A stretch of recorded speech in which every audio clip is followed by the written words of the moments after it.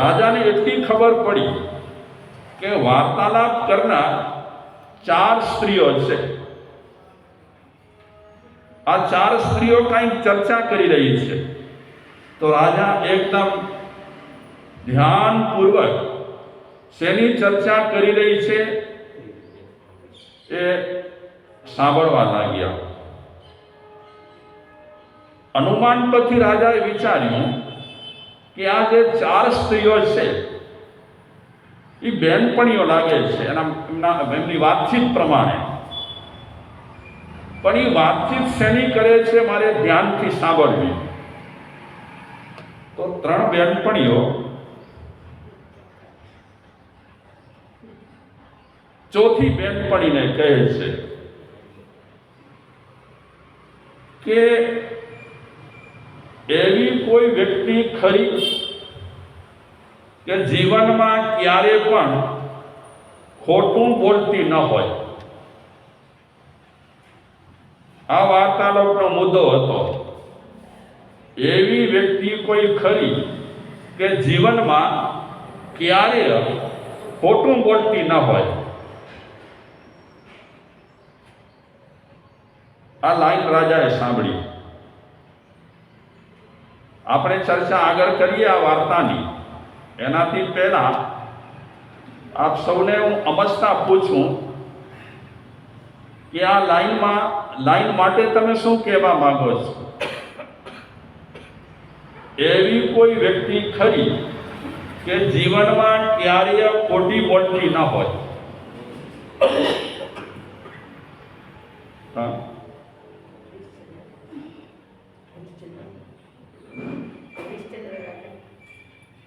તો એ 3 બહેનપણીઓમાંથી એક બહેનપણી કહે છે એવી તો ઘણી વ્યક્તિઓ હોય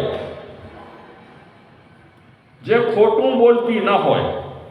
આ 3 માંથી એક જવાબ આપે છે, ચોથી ચૂપ છે. શું કીધું? એવી તો ઘણી વ્યક્તિ હોય કે જે ખોટું બોલતી ન હોય. દુષ્ટ અને દુર્જન જ ખોટું બોલે.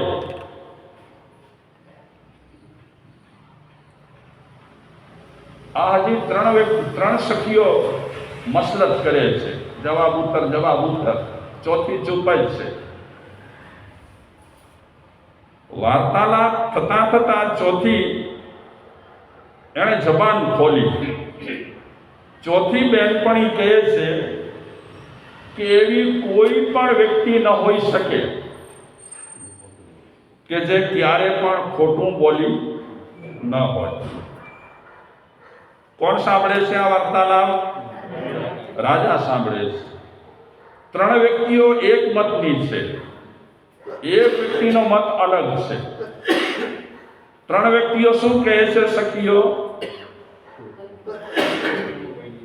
3 સખીઓનો મંતવ્ય એ છે કે એવી ઘણી વ્યક્તિઓ રહેલી છે કે જે જીવનમાં જૂઠું બોલતી ન હોય.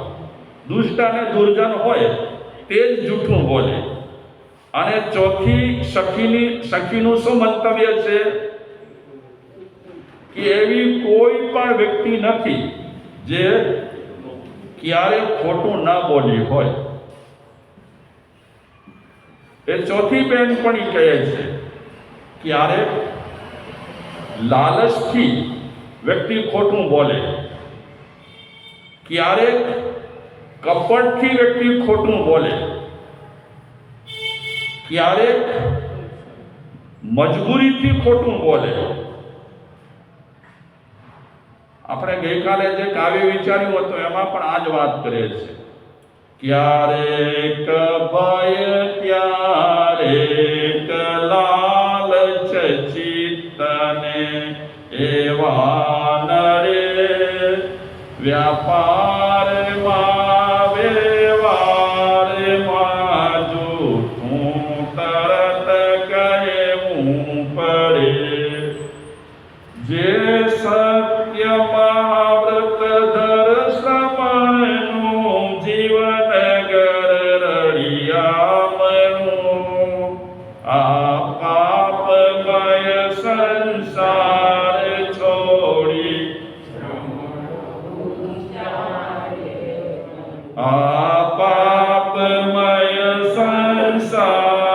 છોડી શ્રમણ હું ક્યારે બનું.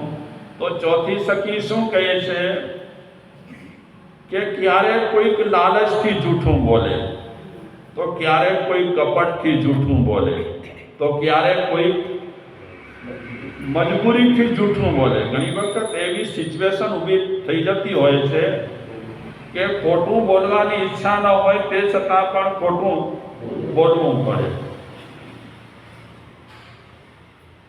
એ ચોથી સખી કહે છે કે દરેકના જીવનમાં એવી સ્થિતિ આવતી હોય કે ક્યારેક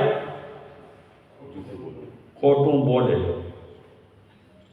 અમારા એક દાનેશ્વરી ભાઈ કહેતા હતા કે મારે સાહેબ અમે બિઝનેસ કરીએ છીએ, અબજોની ઉથલ-પાથલ છે, બને ત્યાં સુધી અમે ખોટું નથી કરતા, પણ ક્યારેક ક્યારેક એવી સિચ્યુએશન ઊભી થતી હોય છે પોતાના બચાવ માટે નહીં પણ ગમે તે કારણસર જૂઠું બોલવું પડે. આપણને બિલકુલ ઈચ્છા ન હોય. લાખો કરોડો અબજોની ઉથલ-પાથલ કરનાર આ ઉદ્યોગપતિની વાત રહેલી છે.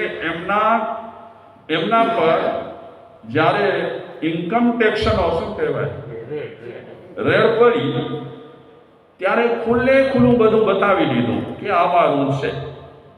પણ ક્યારેક ક્યારેક એ વહીવટ કરનારા એવી સિચ્યુએશન ઊભી કરે કે માણસને ન છૂટકે પણ મન ન હોય તે છતાં પણ ખોટું બોલવું પડે.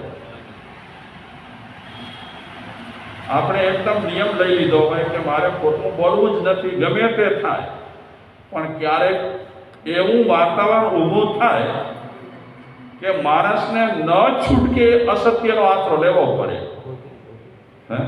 ગોચરી વખતે બોલે છે. હા, ગોચરી વખતે જો તમારા ઘરે સાધુ સાધ્વી આવે ને તો ઘણા સાધુ સાધ્વી બહુ ચુસ્ત કરેલા હોય ને, અને તમારી બહુ ભાવના હોય સરસ મજાની ભક્તિ કરવાની, તો ઘણા સાધુ સાધ્વી બહુ પૂછપરછ કરે કે આ કોના માટે બનાવ્યું ને, આટલું કેમ બનાવ્યું ને, આમ શા માટે બનાવ્યું ને.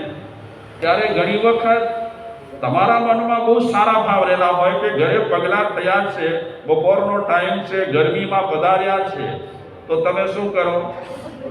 હા, કે મારા સાહેબ અમે બીજા કોઈના માટે બનાવ્યું નથી, અમારો ઘર બહુ વિસ્તારવાળો છે અને બનાવ્યું છે. અને અમે પણ ઘણી વખત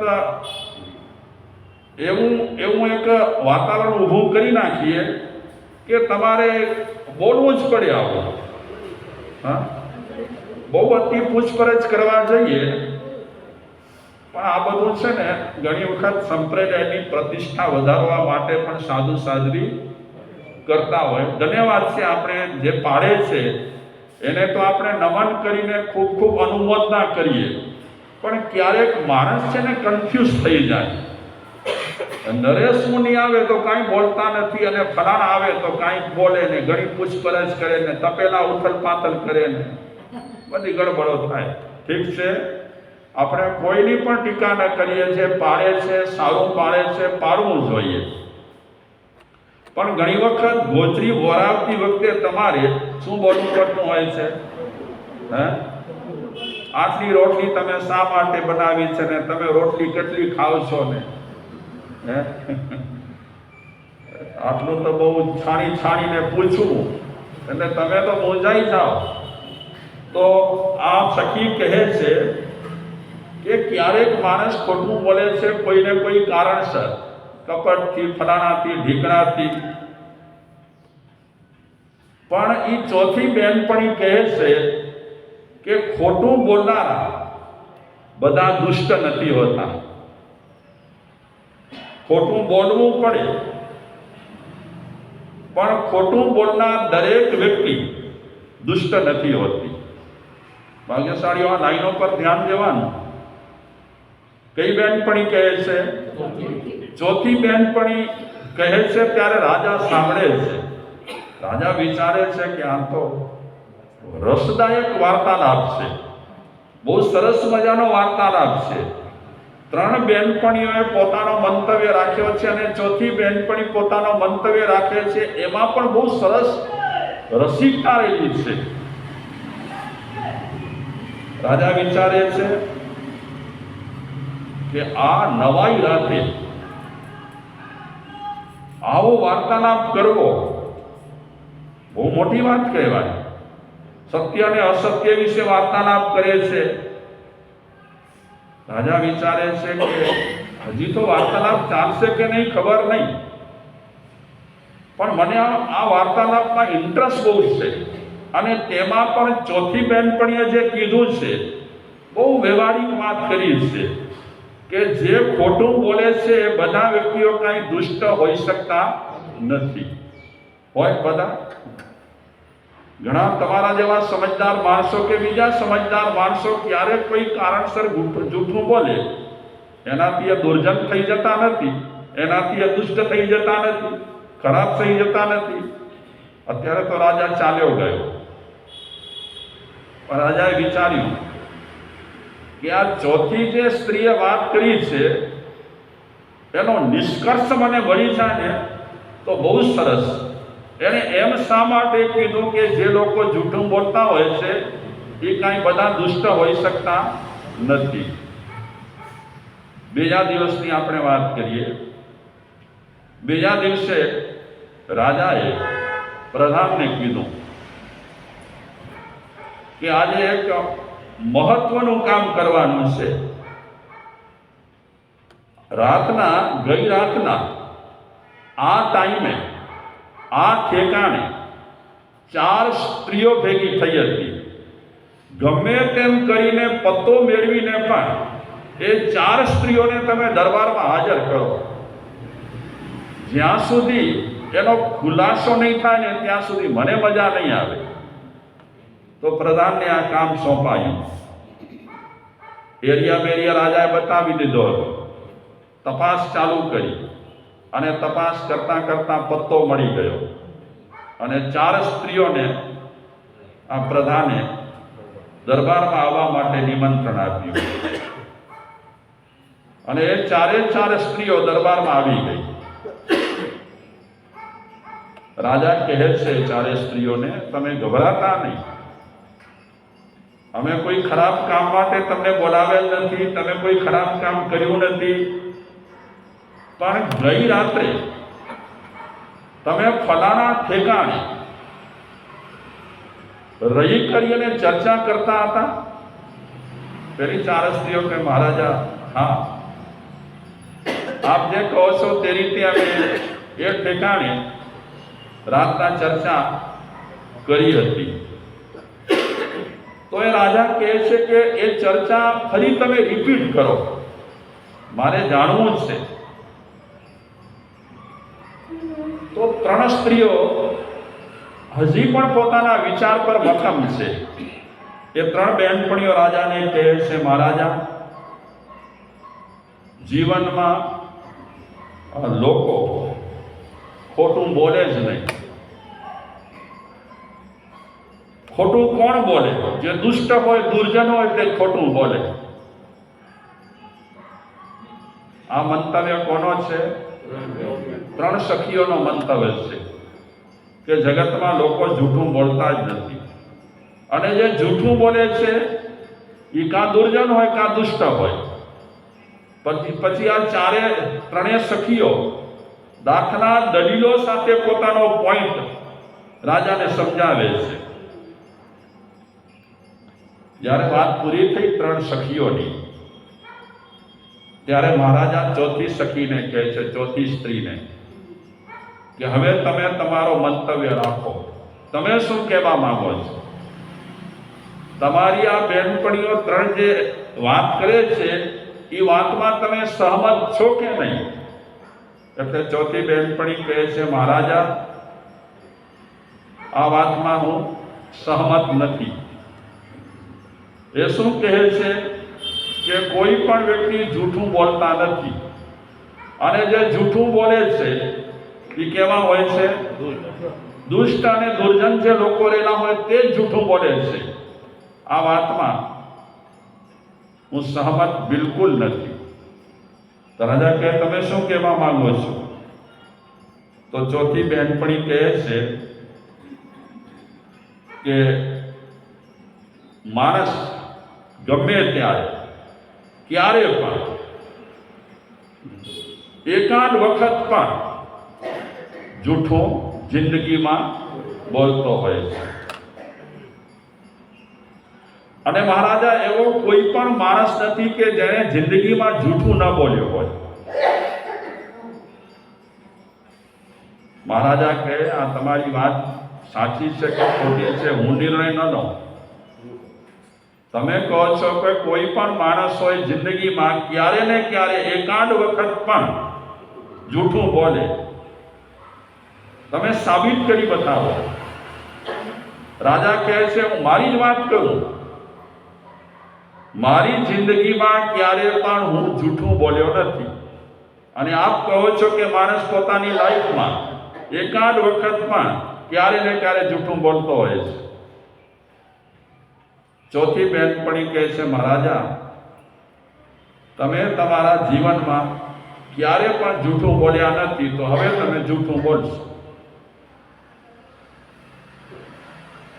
એવો કોઈ પણ વ્યક્તિ નથી કે પોતાની જિંદગીમાં ક્યારે પણ જૂઠું ન બોલ્યો હોય. તમે નથી બોલ્યા તો હવે બોલશો. મહારાજા કહે સાબિત કરી બતાવો. મારો નિયમ છે હું ક્યારે જૂઠું બોલતો નથી. બહેનપણી પેલી સ્ત્રી કહે છે કે મહારાજા તમારો નિયમ ગમે તેવો હોય પણ હું સાબિત કરી દઈશ. 1 વર્ષની મુદત આપો. મહારાજા કહે આપી 1 વર્ષની મુદત. 10,000 સોનામોર આપો. ખજાનચીને આદેશ આપ્યો કે દઈ દો એને 10,000 સોનામોર. 1 વર્ષ પછી આપણે ફરીને દરબાર ભરીશું અને ત્યારે તમે તમારી વાત સાબિત કરી આપજો.